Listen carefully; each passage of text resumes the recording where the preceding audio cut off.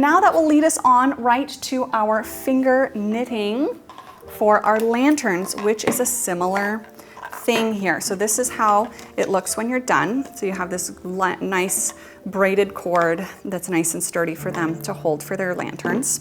Okay, so you can have your yellow.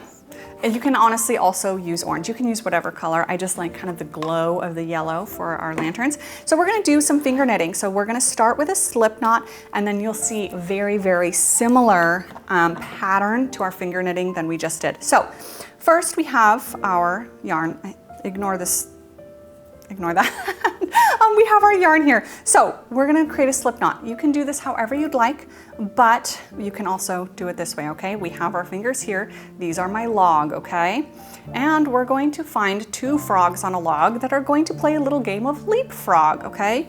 So we have our yarn, and we have, okay, so yarn is in front here, right? We have 2 frogs on a log who wanted to play leapfrog. One frog hopped over, and the other said, "My turn," but hopped all the way into the pond. Splash.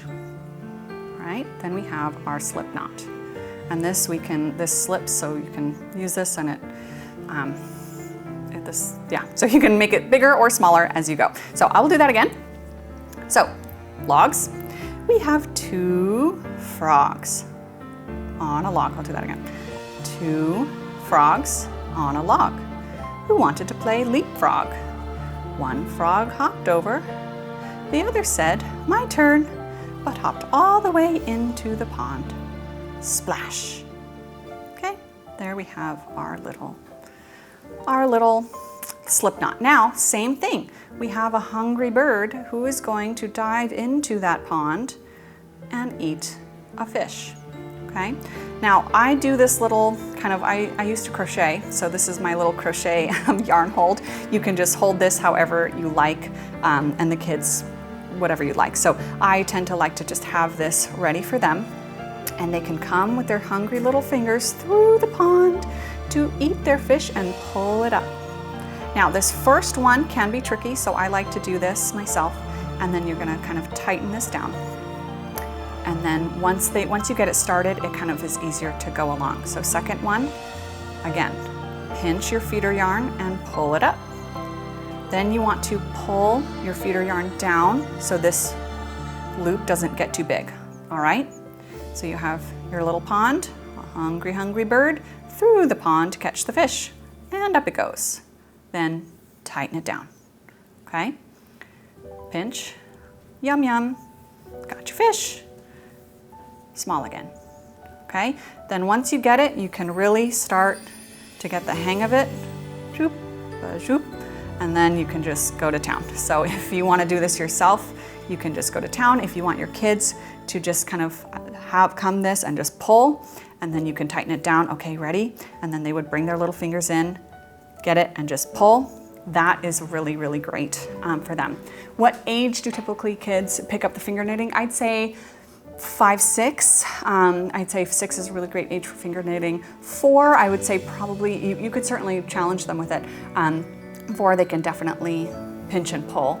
But it depends on the child. So then of course you're gonna want to make this as long as you want.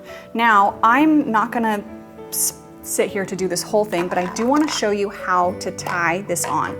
So I'm gonna show you how to tie off your finger knitting, and then I'm gonna show you how to tie it on even though it's not fully done, all right? So to tie off your yarn, same thing. You just, when you're done, you snip and pull, and that just tightens, okay? So pretend this is all finger knitted, and I'm gonna show you how to attach this on here, okay? I take my lid off. This is your beautiful little lantern.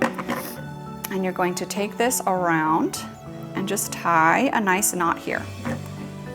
So tie a nice tight knot around the neck of your jar, okay? Now, this part, you can trim this. This is gonna come up and over to make our handle. So you come up and over and across the way, so right across, this yarn, and again, imagine this being fully finger knitted, is going to tuck underneath there, okay? So tuck that right underneath there, right across from where this is. Adjust for your desired length, and then just tie it up. Tie another sturdy knot.